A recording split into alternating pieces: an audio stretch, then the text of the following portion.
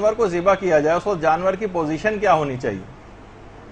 تو معلوم ہے سب کو کہ جانور کو قبلہ رخ ہونا چاہیے. آقا سستانی فرماتے ہیں کہ گردن اور جو پیٹ ہے یہ قبلہ رخ ہو تو کافی، چہرہ اور ہاتھ پاؤں کا قبلہ رخ ہونا ضروری نہیں. یعنی صرف گردن اور پیٹ قبلہ رخ ہو بس یہ صحیح ہے.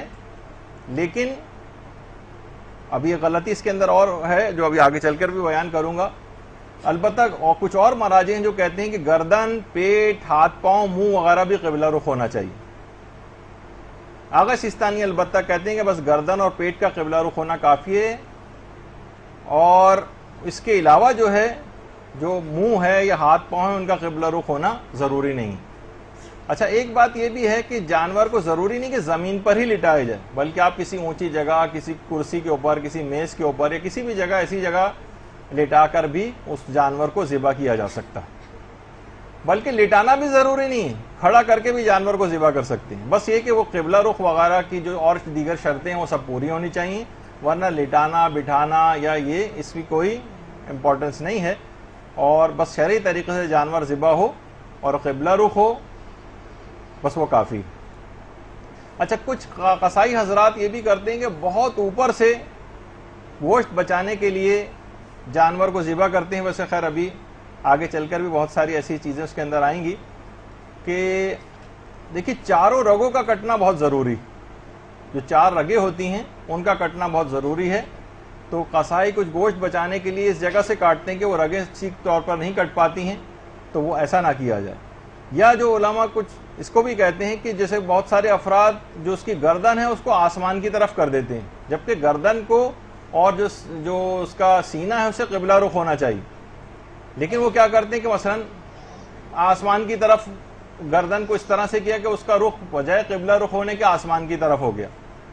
تو ایسا نہ کیا جائے، بلکہ گردن کو بھی قبلہ رخ کرنا چاہیے. اور اگر کوئی شخص جان بوجھ کر قبلہ رخ نہ کرے تو جانور حرام ہو جائے گا.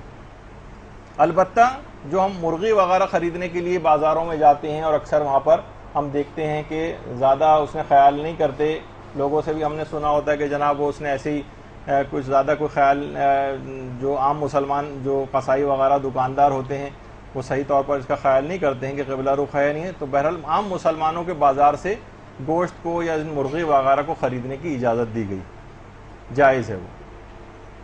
اور لیکن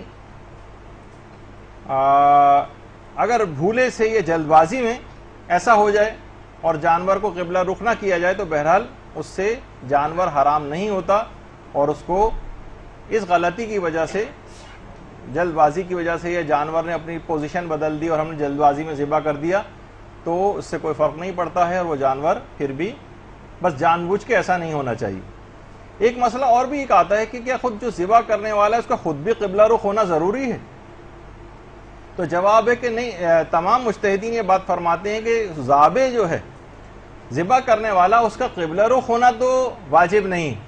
البتہ کچھ علماء نے احتیاط مستحب ضرور قرار دی ہے کہ اسے قبلہ رخ ہونا چاہیے، سوائے ایک مجتہد کے جو آج کل حیات ہیں، آیت اللہ نوری حمدانی، وہ فرماتے ہیں کہ احتیاط واجب یہ کہ خود ذابح جو ہے، ذبح کرنے والا، اس کا بھی قبلہ رخ ہونا ضروری. لیکن ان کے علاوہ جو انہوں نے بھی احتیاط واجب لگائی ہے، فتویٰ نہیں دیا، اور دیگر سارے مراجع نے کہا ہے کہ احتیاط مستحب ہے کہ ذبح کرنے والا قبلہ رخ ہو، لیکن یہ شرط واجب اور ضروری نہیں. اب ایک مسئلہ یہ بھی دیکھیں، اس میں بھی غلطی یہ ہو رہی ہے. اب اس میں تو خیر معلوم نہیں قبلہ جو، لیکن ان کا جسم الگ ہے اور جو گردن ہے اس کو بہت موڑ کر کسی اور دوسری طرف کر لیا گیا، جبکہ سینہ جو ہے وہ اس کا رخ کوئی اور ہے. تو اس میں یہ دونوں چیزیں قبلہ رخ ہونی چاہیے.